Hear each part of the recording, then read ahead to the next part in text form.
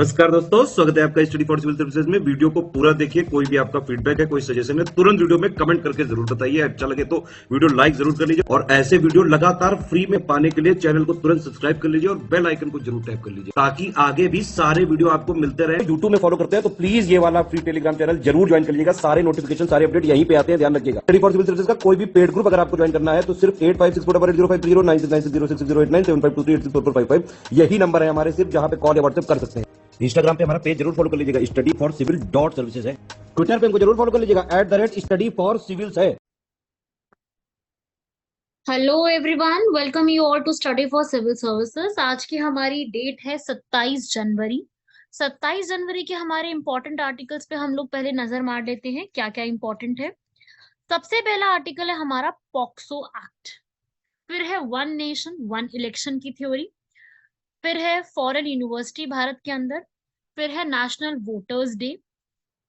फिर इंडिया में जो अभी सेकेंड कॉन्फ्रेंस हुई है वो। उसके बाद है ट्रांसफैट। चलिए फर्स्ट टॉपिक को स्टार्ट करते हैं, दैट इज पॉक्सो एक्ट। अभी यहाँ पे असम की जो कैबिनेट है उन्होंने यहाँ पर डिसीजन लिया है कि असम में जितने भी नाबालिग लड़कियों से शादी करने वाले पुरुष जो होंगे उनको 2 साल से लेकर आजीवन कारावास तक जो है उनके लिए ये स्टेप लिया गया। मतलब काफी बेहतरीन स्टेप यहाँ पर सरकार द्वारा सोचा गया है। होपफुली इसको जल्दी ही मतलब इम्प्लीमेंट के लिए काफी कड़े कानून और भी बना दिए जाएंगे, क्योंकि पता है क्या हो रहा है आसाम में उनकी उम्र से पहले जो शादी करना है ना, ये प्रचलन बहुत ज्यादा बढ़ता जा रहा है। अब इसको रोकना भी तो पड़ेगा ना। अब इसको रोकने के लिए क्या करना पड़ेगा, 14 साल से कम उम्र में जितनी भी यहाँ पर लड़कियों की शादी हो रही है और उन लड़कियों से शादी ये जानते हुए कि उनकी उम्र क्या है, अगर वो लड़के कर रहे हैं शादी तो उनके खिलाफ केस होगा। क्यों? क्योंकि वहां पर जो पॉक्सो एक्ट है, पॉक्सो एक्ट इसी के बारे में बात करता है। तो पॉक्सो एक्ट के तहत हर लड़की को यहाँ पर कम से कम 14 वर्ष की आयु जो है वो कंप्लीट करनी ही पड़ेगी पहले। और इस पूरे जो अपराध है, इस पूरे अपराध को डील करने के लिए सरकार द्वारा यहाँ पर जो है एक नियंत्रण करने के लिए बहुत ही तरीके से यहाँ पर सोचा गया है कि हम कैसे इसको इम्प्रूव करने वाले। 2012 में पॉक्सो अधिनियम एक्ट पारित किया गया था। पॉक्सो की फुल फॉर्म क्या है? Protection of children from sexual offences. यौन संबंधों से बच्चों के संरक्षण करने का जो ये अपराध है इसके तहत किया गया, ताकि जितने भी इस तरीके की चीजें अगर होती हैं इन फ्यूचर तो क्या करो, उनको पहले ही दंड दो। और एक ऐसे अपराधों के लिए हमें ये जरूरी है कि हमें दंड देना पड़ेगा, क्योंकि दंड के बिना इसका काम नहीं चल पाएगा। इसके फीचर्स क्या है, इसमें ये बोला गया कि भाई एक बच्चा जो है, ये क्वेश्चन भी ऑलरेडी प्रीलिम्स में पूछा जा चुका है कि पॉक्सो एक्ट के अकॉर्डिंग एक बच्चे की जो उम्र है वो कितनी रखी गई है। वो है 18 वर्ष से कम उम्र की कोई भी व्यक्ति है उसको बच्चे की तरह ट्रीट किया जाएगा। इसमें जो है हर प्रकार के जो यौन शोषण होता है, जैसे कि छेड़छाड़ करना, अश्लील साहित्य को भी शेयर करना, कोई लिटरेचर या कुछ ऐसी पोर्नोग्राफी अगर शेयर की जा रही है, यौन उत्पीड़न, इस तरीके की सारी चीजों को यौन शोषण के अंडर इंक्लूड किया गया है। और साथ ही साथ यौन हमले को जो है गंभीर के रूप में माना गया है। जैसे जब दुर्व्यवहार करने वाला बच्चा मानसिक रूप से बीमार है या दुर्व्यवहार बच्चे के भरोसे वाले व्यक्ति ने उस तरह का किस तरीके का फायदा उठाया है, जो भी उसके आसपास के लोग हैं, जैसे कि कोई सदस्य है, कोई पुलिस है, कोई शिक्षक है, कोई डॉक्टर है, कोई भी है। प्लस इन्हीं का अगर किसी ने भी अगर तस्करियां करी हैं, सब लोग सुनते हैं इन चीजों के लिए, बहुत कॉमन है ये बात। किसी भी व्यक्ति द्वारा यौन बच्चों मतलब बच्चों के लिए तस्करी यहाँ पर की गई है तो उसके लिए भी यहाँ पर अलग अलग प्रावधान दिए गए हैं। और इसी में इन सब चीजों से निपटने के लिए एक अलग से कोर्ट, स्पेशल कोर्ट्स, विशेष न्यायालयों का भी प्रावधान यहाँ पर दिया गया है। और इस एक्ट में यहाँ पर जितने भी बच्चे हैं उनके लिए बाल अनुकूल प्रक्रियाएं, जैसे रिपोर्ट करना और साक्ष्य रिकॉर्ड करना, जांच करना, इन सबको भी यहाँ पर रखा गया है। इसके अधिनियम के तहत जितने भी अपराध होंगे उसमें पहले उनको दर्ज करना होगा, शिकायत को यहाँ पर प्रूव भी करना होगा, सब बताया गया कि भाई ऐसा करना होगा। और इसी में विशेष अदालत होगी जिसमें बच्चे की पहचान की जाएगी और सारे जो रिकॉर्ड्स है और जो सारा जो स्टेप्स है वो लिए जाएंगे। पर पता है आज भी पॉक्सो एक्ट उतने अच्छे तरीके से इम्प्लीमेंट हुआ नहीं है। चाहे ये सब हमारे यहाँ पे कानून चलते हैं, काफी स्टेप लेने की कोशिश की गई है, लेकिन आज भी इसमें स्ट्रिक्ट इम्प्लीमेंटेशन नहीं है। पॉक्सो अधिनियम कहता तो है कि 18 साल से कम उम्र की जो महिला है उनके साथ अगर कोई भी व्यक्ति यौन संबंध बनाता है तो भारतीय दंड संहिता आईपीसी के अनुसार सेक्शन 375 में पत्नी की उम्र 15 साल से अधिक मानी गई है। ठीक है। तो ऐसे अगर कोई भी इस तरीके का है कि 15 वर्ष से अधिक उसकी उम्र है तो ठीक है। अगर यहाँ पर 15 वर्ष से अधिक उम्र है अगर लड़की की, तो उसको बलात्कार के रूप में नहीं माना जाएगा। ठीक है। अभी यहाँ पर पहचान का खुलासा, यहाँ पर क्या हुआ है कि कई उदाहरण ऐसे सामने आए हैं जब पीड़ित बच्चे की पहचान मीडिया या अदालतों ने अपने निर्णय घोषित करते समय खुद प्रकट करी है। ये भी एक काफी बड़ा प्रॉब्लम रहा है। प्लस साथ ही साथ अनिवार्य रिपोर्टिंग प्रावधान, ये ऐसा होना चाहिए अधिनियम के तहत। ऐसा होता है कि अपराधों की जितनी भी ऐसी कुछ भी अपराध हुआ है उसके तहत आपको पूरी रिपोर्टिंग करना होगा, लेकिन ये रिपोर्टिंग उल्टी साबित हुई है। क्या होता है कि जो कई लोग होते हैं वो यौन शोषण का जो शिकार हुए होते हैं, या उनका परिवार, या वो लड़की या उनके घर वाले, वहां पर इसको रिपोर्ट ही नहीं करवाते हैं। वो डर जाते हैं चिकित्सा पेशेवरों से, या हमें लाइमलाइट में आ जाएगा, हमारी बदनामी होगी, हमारे स्वास्थ्य के ऊपर कुछ होगा, ये सब चीजें जो है वो प्रॉब्लम होनी शुरू हो जाती हैं। और गर्भपात और गर्भ निरोधक जो चीजें होती हैं वो यहाँ तक, उन तक, बच्चों तक पहुंच ही नहीं पाती हैं। तो ये सारी चीजें यहाँ पर प्रॉब्लम क्रिएट कर देती हैं। ये कुछ फैक्टर्स हैं जो यहाँ पर प्रॉब्लम क्रिएट कर देती है, तो ये भी आपको लिखना है। और साथ ही साथ इस अधिनियम के तहत बच्चों के विरुद्ध की गई किसी भी यौन गतिविधि को अपराध तो माना ही गया है। किशोरों को यौन संबंधी के लिए सहमति देने में असमर्थ बनाकर किशोरों के बीच सहमति से बनाए गए संबंध अक्सर अपराध बन जाते हैं आगे चल के। और यही इसको पूरा बताया गया है। प्लस इन्वेस्टिगेशन जब इस पूरे मामले की जाती है, कब काफी ज्यादा डिले भी किया जाता है इन्वेस्टिगेशन में। एक वो जो तेजी चाहिए होती है वो तेजी कभी भी नहीं देखी जाती है। सबमिटेड नहीं होती, कई फॉरेंसिक रिपोर्ट अपनी रिपोर्ट लाने में डिले कर देते हैं। और साथ ही साथ जैसे मैंने आपको बताया ना, विशेष अदालतें होंगी इन सबको निपटने के लिए, पर ऐसा हर जगह नहीं है। विशेष अदालतों का जो प्रावधान है वो हर जगह तो है नहीं। तो पॉक्सो एक्ट 2012 में लागू हो गया था, लेकिन अभी भी बहुत जगह पे विशेष अदालतों की स्थापना नहीं की जा सकी है। और देश के बहुत सारे अधिकतर जिलों में जो है इन अदालतों को नामित करने में पिछड़ रहे हैं, जिसकी वजह से जो हमारा सुप्रीम कोर्ट है या उस जगह का हाई कोर्ट है, उच्च कोर्ट, उसको इंटरफेरेंस करना पड़ता है। प्लस जो पीड़ित हैं उनको मुआवजा तक भी नहीं पहुंचता है। सरकार द्वारा ये चीज भी की जाती है कि पीड़ितों को मुआवजा भी टाइम पर नहीं पहुंच पाता है ना। तो ये आप लोगों ने सुना होगा, जब परिवार का समर्थन नहीं होता इस चीज में, या चाइल्ड डर उसमें होता है, चाइल्डलेस है भी, मतलब कोई है नहीं, संस्था में रहता है वो, तो इस तरीके से मुआवजों का दुरुपयोग भी देखा गया है कि मुआवजे जो पर्सन जिसको चाहिए वहां तक पहुंचता ही नहीं है। प्लस लोगों को आज भी पॉक्सो एक्ट की जानकारी भी नहीं है। तो मेरी तो यही मानना है कि सरकार को ये पहल करनी चाहिए कि इस तरीके की चीजों को ना लोगों तक पहुंचाना चाहिए। हमारी राइट्स हो गए, हमारी ड्यूटीज हो गई, ऐसे सारे एक्ट हो गए, ये हर व्यक्ति तक पहुंचने चाहिए। डजेंट मैटर वो व्यक्ति बहुत ज्यादा पढ़ा लिखा है या नहीं है, क्योंकि दुर्घटना तो किसी के भी साथ हो सकती है। तो उसके तहत यहाँ पर हर व्यक्ति को जानकारी ही नहीं होगी अगर कि ऐसा कुछ है, तो वो तो डरेगा ना। ठीक है, अब हमें जानकारी है, बहुत अच्छी बात है, लेकिन हर व्यक्ति को तो नहीं होगी जानकारी। हर व्यक्ति उतना पढ़ा लिखा, उतना अवेयर भी नहीं होगा। तो उसके लिए सरकार की भी ये जिम्मेदारी बनती है कि स्कूल के अंदर अगर पढ़ाया जा रहा है तो स्कूल के पाठ्यक्रम में इन चीजों को शामिल किया जाए। उनमें चाइल्ड लाइन की जैसी हेल्पलाइन चीजें, इन सबको प्रसार किया जाए, ताकि हर एक व्यक्ति की पहुंच में ये सारी चीजें हों। ये सब चीजें पहुंच में होना भी तो बहुत जरूरी है। और इस सब में जो मुआवजा है उसको सही समय सीमा पे पहुंचा देना चाहिए, और व्यक्ति को ही पहुंचाना चाहिए।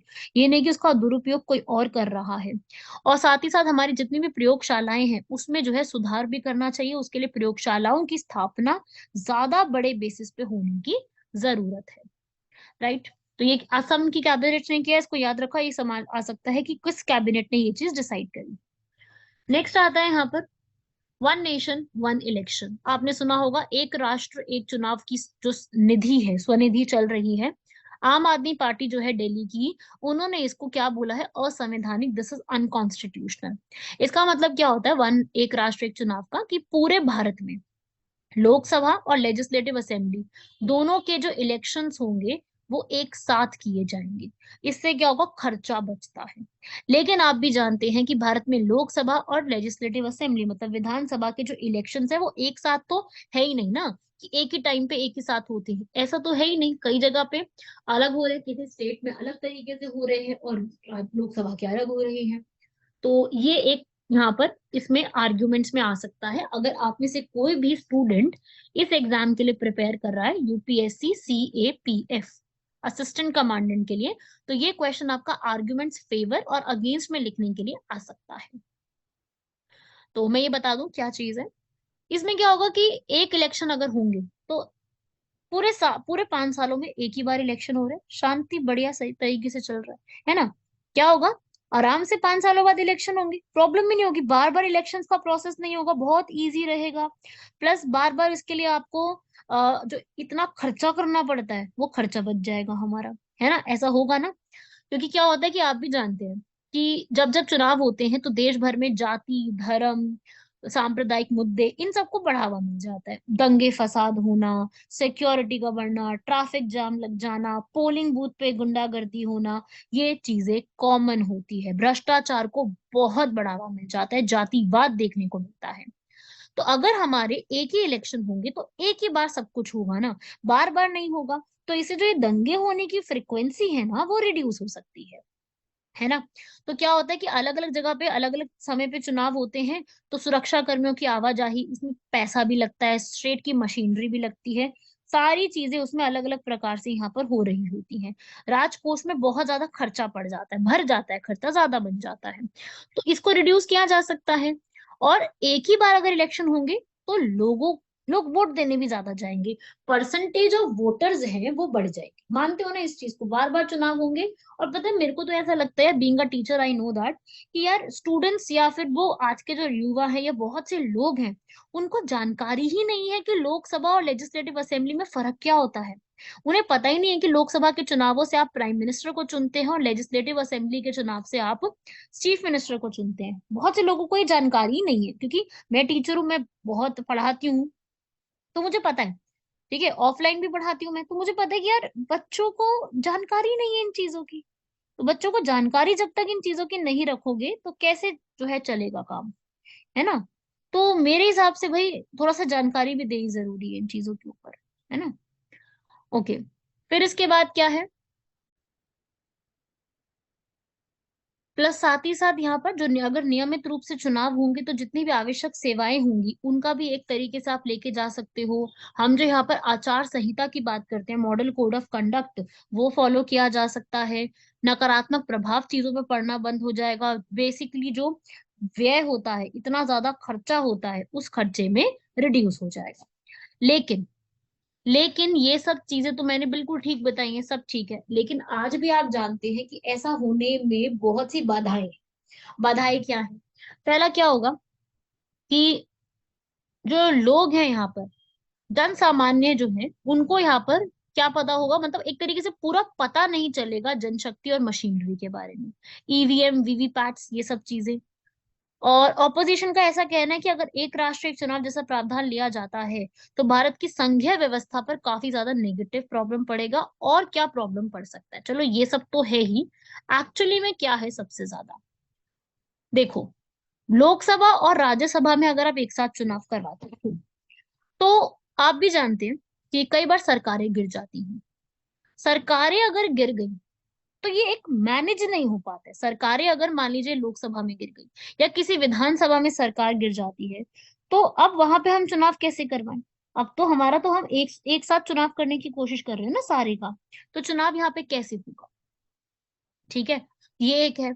और अभी क्या है कि लोकतंत्र को कायम करने की कोशिश की रखी है हमेशा ही, तो लोग जो है मतदान के अधिकार के माध्यम से अपनी इच्छा व्यक्त करते हैं। तो अगर हम कुछ भी इस प्रणाली में संशोधित करते हैं तो इसका मतलब लोकतंत्र, लोगों की जो आजादी की जो शक्ति है उससे हम छेड़छाड़ करने की कोशिश कर रहे हैं। तो ये प्रॉब्लम है यहाँ पर। और साथ ही साथ अगर किसी भी पार्टी का यहाँ पर विधानसभा में अगर ऐसा होता है कि भाई वहां पे उसकी उसकी मान लीजिए वहां की सीएम की कभी डेथ हो गई या उन्होंने रेजिग्नेशन दे दी या उनकी सरकार गिर गई, तो ये पूरा सिस्टम फिर से चरमरा जाएगा। तो सिस्टम तो सही आया ही नहीं ना, सिस्टम में तो प्रॉब्लम ही प्रॉब्लम चल रही है। तो ये भी इसके नेगेटिव हैं, प्रॉज एंड कॉन्स पूछे जाते हैं आपसे, आर्ग्यूमेंट्स में आता है या मेंस के आंसर राइटिंग में। देखिए, जो भी ये लेक्चर सुन रहे हैं स्टूडेंट्स, मैं उनको साफ बता दूं, ये पूरा टॉपिक मेंस के लिए इंपॉर्टेंट है। इसमें आपसे हो सकता है कि प्रीलिम्स में भी कुछ पूछ ले, पर प्रीलिम्स में जो क्वेश्चन आएगा वो सॉल्वेबल होगा आपसे। लेकिन ये पूरा topic mains answer writing GS2 के हिसाब से बहुत बहुत इंपॉर्टेंट है पॉलिटिक्स में। ठीक है, या फिर अगर आप एसे राइटिंग की भी प्रैक्टिस कर रही हैं, एसेज भी आते हैं, तो अगर आप या तो ऐसे राइटिंग की प्रैक्टिस कर रहे हैं, उसमें भी इससे सवाल किया जा सकता है। डायरेक्ट क्वेश्चन आएगा इस टॉपिक से। ये क्वेश्चन ही मतलब टॉपिक ही ऐसा है कि इसे डायरेक्ट क्वेश्चन पूछे जाते हैं। ठीक है, आपको अपने विचार व्यक्त करने होंगे इस पूरे टॉपिक पे। थर्ड है हमारा फॉरेन यूनिवर्सिटीज इंडिया में। इंडिया जो है फॉरेन यूनिवर्सिटी को यहाँ पर जो है वो 2020 की पॉलिसी में यहाँ पे लिया गया था, और फाइनली अब इसके कैंपस को ओपन अप करने की सोची जा रही है। अब हम कह रहे हैं कि हम कैसे लेके आनी है, हमें हमें पारदर्शी सीमा, असीम उच्च शिक्षा लानी है, बॉर्डरलेस हायर एजुकेशन को प्रमोट करना है। इंडिया में फॉरेन यूनिवर्सिटी जैसे कि हार्वर्ड, MIT, स्टैनफोर्ड, इन सब के कैंपस यहाँ पे हमें खोलने हैं, जहाँ पे भारतीय और विदेशी नागरिक अपनी उच्च शिक्षा को यहाँ पर पूरा कर सकते हैं। ठीक है, अब हो क्या रहा है कि अब कोई भी फॉरेन यूनिवर्सिटी अगर इंडिया में एस्टैब्लिश होती है, कैंपस बनाती है अपना, तो हमें UGC से अप्रूवल की जरूरत सबसे पहले होगी। हमें सबसे पहले यूनिवर्सिटी ग्रांट्स कमीशन, जो कि फर्स्ट 5 ईयर प्लान द्वारा बनाई गई थी, हमें उसकी अप्रूवल चाहिए। इंडिया में कैंपस बनाने के लिए जितने भी यहाँ पर फॉरेन यूनिवर्सिटी होंगी, उसमें 500 विश्वविद्यालयों में उनको शामिल होना होगा, तभी आप यहाँ पर ओपन कर सकते हो। ये साफ साफ यहाँ पर बोला गया है। अगर हम बात करें यहाँ पर अगर हम एक स्पेसिफिक सब्जेक्ट की बात करें, तो अगर वो एक यूनिवर्सिटी जो है वो काफी ज्यादा अपनी उस सब्जेक्ट के लिए जानी जाती है, काफी बड़े रैंक पे आती है, तभी उसको यहाँ पर ओपन करने की परमिशन दी जाएगी। और कभी भी भारत की जो कोई भी परिसर में कोई भी यहाँ पर ओपन है, हम यहाँ पर उसमें कभी भी चेकिंग कर सकते हैं जाके। वहां पे चाहे रैगिंग हो रही है, कोई भी और कानून है, वो अपने ही कानूनों के हिसाब से चलेगी। हमारे भारत के अपने खुद के उसके कानून नहीं रहेंगे। विदेशी विश्वविद्यालय जो है सब में उसमें अपने ही इंडिया के कानूनों के अधीन चलेगी। और जितनी भी उसकी ब्रांचेस ओपन होगी वो सिर्फ ऑफलाइन होगी, ऑनलाइन कोई भी ब्रांच ओपन करने का यहाँ पर नहीं बनाया जाएगा। और सारे के सारे जो कार्यक्रम होंगे वो फुल टाइम ओपन किए जाएंगे। और इन सबको विदेशी विश्वविद्यालयों को अपनी तरफ से जो भी वो अपनी प्रवेश प्रक्रिया रखना चाहते हैं, एंट्रेंस एग्जाम रखें या जैसा भी वो रखना चाहते हैं, वो उनको यहाँ पर छूट दी गई कि ठीक है भाई, आप यहाँ पर अपने हिसाब से अपना इन सारी चीजों को सॉल्व कर सकते हो, अपने हिसाब से इसको बना सकते हो। ठीक है, और साथ ही साथ उनको जो है किसी भी पाठ्यक्रम को अगर बंद करना है या चालू करना है, तो उसको यहाँ पर आपने पहले अनुमति लेनी होगी, पहले आपको अप्रूवल लेना पड़ेगा। ठीक है, तो ये कुछ स्टेप्स है। अब इससे इंडिया को क्या फायदा मिलेगा अगर हम फॉरेन यूनिवर्सिटीज यहाँ पर ओपन अप करते भी हैं, तो इंडिया को यहाँ पर क्या बेनिफिट मिलने वाले हैं। देखो, इंडिया को सबसे पहला बेनिफिट मिलेगा कि हमारी एजुकेशन की क्वालिटी बढ़ेगी। बिल्कुल आप जानते हैं इस चीज को। हमारा जो रेशो है यूनिवर्सिटी में, जो हमारी इतनी ज्यादा हाईएस्ट जाती है कट ऑफ वगैरह, उन सब रेशो को यहाँ पर इम्प्रूव करने में हेल्प मिलेगा। और साथ ही साथ इंडिया जो है वो हायर एजुकेशन के एरिया में ग्लोबल लेवल पे अपनी पहचान बनाने में कामयाब हो सकती है ना। ये मानते हैं ना आप सब लोग।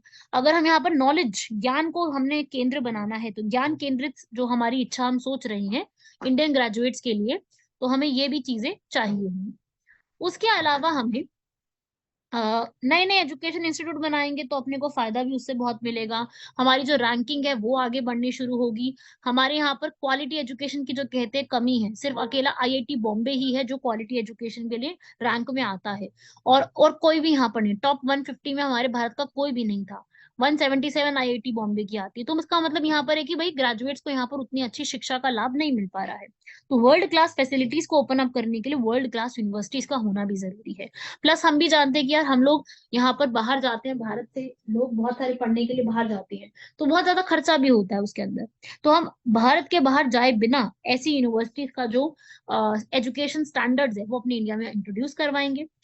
सर्वेस करने पर ये जाना गया है कि ये हमारी इकोनॉमी के लिए बहुत बेनिफिशियल होगा। हमारे हर तरीके के जो चीजें हैं उनको बेटर बनाने में कोशिश करेगा। इंडिया में हर एक चीज को मेगा कैंपस होंगे, तो इंडिया के कॉलेजेस में भी यहाँ पर काफी कंपटीशन आएगा, और वो कंपटीशन अल्टीमेटली हमें बेस्ट बनाने में हेल्प करेगा। ठीक है, कुछ लोगों का ऐसा कहना है कि भाई ये जो है हमारी एजुकेशन की कॉस्ट को बढ़ा देगी, हर कोई अफोर्ड नहीं कर सकता।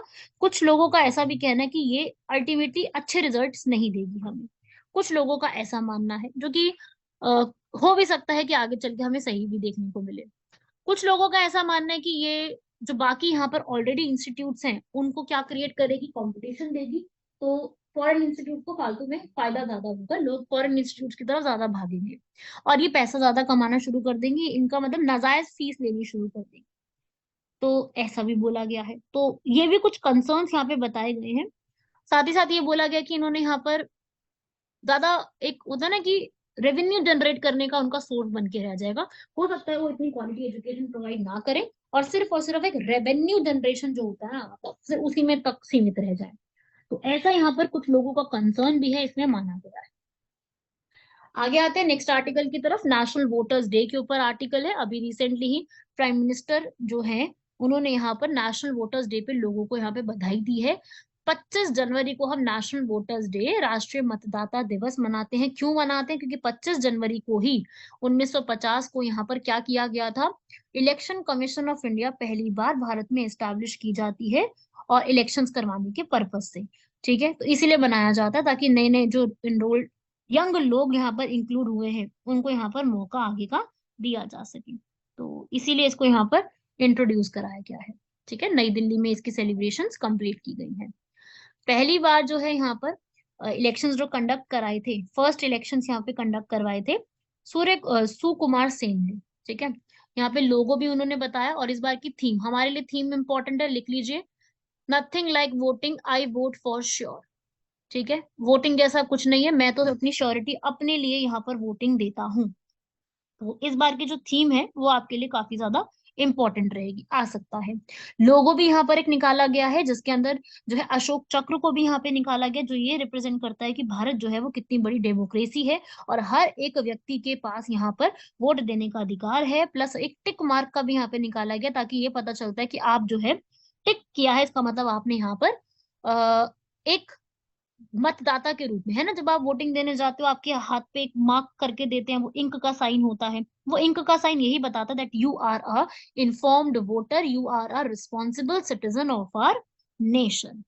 ठीक है, प्लस साथ ही साथ इसके अंदर जो है एक थीम सॉन्ग भी यहाँ पर निकाला गया है जिसका नाम आप पढ़ सकते हैं, मैं भारत हूँ, मैं भारत का मतदाता हूँ। इस तरीके से जो एक थीम सॉन्ग भी यहाँ पर निकाला गया है जो कि इम्पोर्टेंट है हमारे लिए, मतलब थोड़ा सा आइडिया होना चाहिए इस थीम सॉन्ग के बारे में भी। तो ये एक थीम सॉन्ग भी इसी पर्पज से यहाँ पर आया गया है। ठीक है भाई, ये पूरे इंडिया में सेलिब्रेट किया जाता है हर जगह पर। फिर आता है हमारा इलेक्शन कमीशन ऑफ इंडिया ने इंडिया में ही यहाँ पर एक समिट ऑर्गेनाइज किया है जिसका नाम है प्रौद्योगिकी का उपयोग और चुनाव निष्ठा। अभी रिसेंटली ही ये पूरा एक जो समिट है वो ऑर्गेनाइज किया है अभी हमारे चीफ इलेक्शन कमिश्नर ने। अभी मैंने बताया कि हमारी जो इलेक्शन कमीशन ऑफ इंडिया है वो 25 जनवरी 1950 को एग्जिस्टेंस में आ गई थी सुकुमार सेन के नेतृत्व में। और अभी जो है उसके जो चीफ इलेक्शन कमिश्नर बनाए गए हैं वो कौन है यहाँ पर, राजीव कुमार, साथ में कौन है, अनूप चंद्र पांडे और अरुण गोयल। ठीक है, उन्होंने यहाँ पर 2 दिन की एक जो पूरी थीम है वो ऑर्गेनाइज करी है। नाम क्या है उसका, प्रौद्योगिकी का उपयोग और चुनावी निष्ठा, use of technology and election integrity. ठीक है, यहाँ पर मॉरिशस के जो चेयरमैन है यहाँ पर उनको भी इनवाइट किया गया था, यहाँ पर काफी सारे और भी लोग आए हैं। तो क्या ये बेसिकली जो यूएसए का इनिशिएटिव चल रहा है ऑलरेडी, यूएसए में क्या चल रहा है, लोकतंत्र के लिए शिखर सम्मेलन, समिट फॉर डेमोक्रेसी, उसी के तहत ये हमारे यहाँ भी प्लान किया गया है ताकि हम लोग यहाँ पर हर चीज को प्रमोट कर सके, हमारी चाहे ह्यूमन राइट्स की बात हो चाहे डेमोक्रेसी की बात हो, हर एक को प्रमोट करने के लिए ये स्टेप हम लोगों ने लिया है, जो कि काफी अच्छा स्टेप है, जो हम अपनी डेमोक्रेसी को सेलिब्रेट बिल्कुल करना चाहिए हमें, उसी के तहत ये चीज है। राइट, अब इसमें क्या है, इसमें टेक्नोलॉजी में क्या 3 बातें बताएंगे इलेक्शन कमीशन ने। पहला बोला है कि मतदाताओं के लिए पंजीकरण में बहुत इजी होना चाहिए, सब लोग यहाँ पे रजिस्ट्रेशन करा सके, जितने भी हमारी पॉलिटिकल पार्टीज हैं, जितने भी हमारे कैंडिडेट्स हैं, उनको सुविधा मिलनी चाहिए और चुनाव के प्रबंधन में मदद होनी चाहिए। ठीक है, इसके अंदर यहाँ पर 94.5 करोड़ से भी ज्यादा हमारे जो मतदाता हैं उनका डेटाबेस यहाँ पर बताया गया है कि हम उसमें क्या क्या चीजें और इम्प्रूव करने वाले हैं आगे आने वाले समय में। राइट, लेकिन वही है कि आप थोड़ा जानते हैं कि थोड़ा इसमें प्रॉब्लम भी आती है, जैसे डीप फेक वाली जो टेक्नोलॉजी थी, मैंने बताया भी था डीप फेक के बारे में अपने पहले लेक्चर्स में। जबरदस्ती गलत तरीके से कुछ भी क्रिएट कर देना उसे कहते हैं डीप फेक टेक्नोलॉजी, जो मिसयूज करता है हमारे डेटा को, हमारी सारी चीजों को मिसयूज करने का एक टेक्नोलॉजी है डीप फेक, फेक बनाना चीजों को, इवन आपकी वॉइस को कॉपी करेंगे, इवन आपके फेस को, सब चीजों को कॉपी करते हैं, उसे कहते हैं हम डीप फेक। फिर है हमारा, मैं आपको बताऊं कि चुनाव भारत में जो इलेक्शन कमीशन ने क्या क्या इनिशिएटिव लिए, जैसे कि सी वाइजिल ऐप, ताकि हर कोई यहाँ पर अगर कोई भी किसी ने गलत तरीके से कुछ भी हासिल करने की कोशिश किया उसके वायलेशन केसेस हैं। एक है सक्षम ऐप, सक्षम ऐप भी इसी के लिए है। तीसरा यहाँ पर वीवीपैट बहुत इंपॉर्टेंट है। क्या होता है ना कि आपको जब आप वोटिंग दे के आते हो, आपको एक पेपर की फॉर्म में यहाँ पर वेरिफिकेशन मिलती है कि आपने जिसको भी वोट किया है वो उसी व्यक्ति को वोट किया है, आपको ये पता चल जाता है। तो ये एक इस तरीके से एक पेपर भी है, वीवीपैट, हमारी ईवीएम्स भी है यहाँ पर, जो आपको पता है कि जिसके थ्रू आप वोट दे के आते हो, आप बटन दबाते हैं और आपका वोट उस पार्टी को चला जाता है। ठीक है भाई। लास्ट आर्टिकल है हमारा ट्रांस फैट। यहाँ पर डब्ल्यूएचओ ने अपनी हाल ही में एक रिपोर्ट में ये बताया है कि 5 बिलियन पीपल, 5 बिलियन पीपल किससे यहाँ पर ग्रस्त हो सकते हैं, ट्रांस फैट से असुरक्षित हैं, और आगे आने वाले टाइम में उनको हृदय रोग हो सकता है। ट्रांस फैट या फैटी एसिड, इसको क्या कहते हैं, जो कि कहीं से भी आ सकता है, इंडस्ट्रियल एरिया से भी आ सकता है, नेचुरली, इंडस्ट्रियली, किसी भी तरीके से। जो प्राकृतिक रूप से आता है वो आपको कैसे आता है, गाय जो जुगाली करते हैं ना, रुमिनेंट्स कहते हैं उनको इंग्लिश में, जुगाली करने वाले काउ और शीप जैसे एनिमल्स के थ्रू आपको आ सकता है। औद्योगिक रूप से अगर ट्रांस फैट कोई आया है तो वो हो सकता है वनस्पति का जो तेल होता है, वेजिटेबल ऑयल होता है, हाइड्रोजनेटेड, उससे आ सकता है ना। और इस तरीके से जो है आपको सारी एक ऑयल जो है वो देखने को मिल सकते हैं। तो यही ट्रांस फैट है जो कि एक पर्सन के बॉडी में आता है। साथ ही साथ ये एक रिपोर्ट है जो कि वर्ल्ड हेल्थ ऑर्गेनाइजेशन और रिजॉल्व टू सेल ड्राइव्स दोनों मिलकर के इसको यहाँ पर निकालते हैं, और यही जो है औद्योगिक रूप से पूरे 2023 के लक्ष्य की दिशा में सबके लिए यहाँ पर एक रिपोर्ट के फॉर्म में सारी चीजें निकालता है, और बताता है कि भाई 5 बिलियन पीपल जो है वो ट्रांस फैट से यहाँ पर ग्रस्त हो सकते हैं। हृदय रोग हो सकता है, मृत्यु का खतरा हो सकता है। 16 में से 9 कंट्रियां जो है इसके काम के लिए, इसको रोकने के लिए यहाँ पे स्टेप भी ले रही है। जैसे अगर इंडिया की मैं बात करूँ, इंडिया में फसाई है, FSSAI, ये यहाँ पर चेक करती है, ये यही सब कुछ यहाँ पर जो है पूरी सिक्योरिटी के लिए काम करने की जिम्मेदारी किसकी है, फसाई की ही है। यही सारी चीजों को चेक करती है, वही सेफ्टी सिक्योरिटी स्टैंडर्ड्स लेके आती है। इसी ने अपनी स्कीम निकाली थी ईट राइट। इसने ईट राइट स्टेशन के नाम से भी निकाला था, जिसमें वाराणसी कैंट को भी इंक्लूड किया गया है। ठीक है। ईट राइट कैंपेन उन्होंने चलाया है 2018 में, ताकि जितने भी आपके ऑयल्स है, एडिबल ऑयल्स होते हैं, जो खाद्य तेल होते हैं, उनको आपने रिड्यूस करना है, कम से कम 2% के स्तर तक रिड्यूस करना है 2022 तक। ऐसे ही यहाँ पर स्वस्थ भारत यात्रा भी चलाई गई थी, ठीक है, ईट राइट के लिए ही पूरे में, ताकि आप थोड़ा सा साइक्लोथॉन, साइकिलिंग वगैरह करना सीखें। जितने भी खाद्य में मिलावटें होती हैं, खाद्य सुरक्षा जैसी चीजें हैं, उनको आप जो है थोड़ा सा लोगों तक पहुंचाएं। ठीक है। इन सब फूड में आप देखते हैं बहुत ज्यादा ट्रांस फैट होता है। मैं आपको कहूंगी कि आप जब भी आप कोई फूड खाते हैं तो उसके पीछे की एक बार इंग्रेडिएंट्स की लिस्ट को जरूर चेक करें। उस इंग्रेडिएंट्स की लिस्ट में आपको चीजें मिलेंगी, है ना। उसमें ट्रांस फूड जो फैट जो है आपको जरूर देखने को मिलेगा, उसका परसेंटेज कुछ ना कुछ लिखा होता है। मैं ये कहूंगी कि आप लोग जरूर उसको पढ़े एक बार, उससे आपको अंदाजा लगेगा कि ये ट्रांस फैट जैसी चीजें हमारे लिए खतरेदार होती हैं। ठीक है। चलिए नेक्स्ट आता है यहाँ पर क्वेश्चन के ऊपर, एक्सरसाइज तरकश, ये बड़ी इंपॉर्टेंट है। आपको मैंने बताया अभी रिसेंटली एक्सरसाइज साइक्लोन 1 भी चल रही है, ये हमारी इजिप्ट के साथ चल रही है। ऐसे ही हमारी वरुण एक्सरसाइज भी अभी कंप्लीट हुई है, किसके साथ, फ्रांस के साथ। अब ये जो है यूएस के स्पेशल ऑपरेशंस के साथ टेररिज्म को कंट्रोल करने के लिए एक्सरसाइज तरकश जो है वो चल रही है। ये है आपका सवाल, तो ये भी आपके लिए एक तरीके से इंपॉर्टेंट है, एक्सरसाइज तरकश आ सकता है क्वेश्चन में। सीधा पूछेगा कि ये एक्सरसाइज जो है वो किसके साथ होती है। आपको पता है ऐसे सवाल सीधे आते हैं यहाँ पर। हो कहाँ रही है, मैं ये आपसे पूछ सकती हूँ कि हो कहाँ रही है। ये हो रही है चेन्नई के अंदर। कहाँ पर हो रही है, चेन्नई में। 16 जनवरी से शुरू हुई थी और 14 फरवरी तक चलेगी अभी। ठीक है भाई, तो ये फैक्ट याद रखिएगा, प्लेस किसके साथ होती है ये पूछा जाता है। नेक्स्ट है परमवीर चक्र। आप लोग सब जानते हैं परमवीर चक्र के बारे में। अभी हमारा 26 जनवरी जो है उसी के तहत ये परमवीर चक्र का जो अवार्ड है वो दिया जाता है। तो परमवीर चक्र यहाँ पर ये इंडिया का हाईएस्ट मिलिट्री अवार्ड होता है। जो आपने वॉर के समय बहुत ही बढ़िया कुछ करा है उसके लिए है। परमवीर चक्र का मतलब होता है व्हील ऑफ अल्टीमेट ब्रेव। आपने बहुत ही बहादुरी का काम किया है, ये दिया जाता है जब आपके सामने दुश्मन है और आपने फिर यहाँ पे किया है। ठीक है ना, उसके लिए पहली बार इसको मेजर सोमनाथ शर्मा को उनकी डेथ के बाद मरणोपरांत ये अवार्ड दिया गया था, पहली बार। ठीक है, ये इंपॉर्टेंट है, इससे पूछा जा सकता है। इसको डिजाइन करने वाली है मिसेस सावित्री खोनकलर। ठीक है, ये इंपॉर्टेंट है। और ये अवार्ड पहली बार लॉर्ड विलियम बेंटिक ने स्टार्ट करवाए थे और इस तरीके से फिर ये चलते आ रहे हैं। अभी जो डिजाइन है पूरा, ये आप जरूर पिक्चर में देखिएगा। इसमें एक इंद्र, वज्र, हमारा नेशनल एम्बलम, ये सब है, हिंदी और इंग्लिश दोनों में यहाँ पर ये लिखा हुआ है, और नीचे लोटस का एक फ्लावर। ठीक है भाई, तो ये थे हमारे आज के आर्टिकल्स। आई होप सब लोगों को क्लियर हो गए होंगे। इसको कवर अप करिएगा, सारा कुछ यहाँ तक स्टडी कर लीजिएगा। मिलते हैं आप लोगों से नेक्स्ट लेक्चर में और करंट अफेयर्स के साथ। आई होप मेरे करंट अफेयर्स के लेक्चर से आपको बहुत फायदा हो रहा होगा, और अगर आप रोज 45 या हाफ एन आवर निकाल पाते हैं लेक्चर्स को सुनने के लिए, तो आई एम गारंटिंग यू आपका बहुत इंप्रूव हुआ होगा पहले से। रोज अगर आप सुनते हैं, उसके कुछ कुछ चीजों के नोट्स बना लेते हैं, तो आपको बहुत फायदा हुआ होगा। चलिए मिलते हैं आप लोगों से नेक्स्ट लेक्चर में, तब तक के लिए धन्यवाद, शुक्रिया, जय हिंद।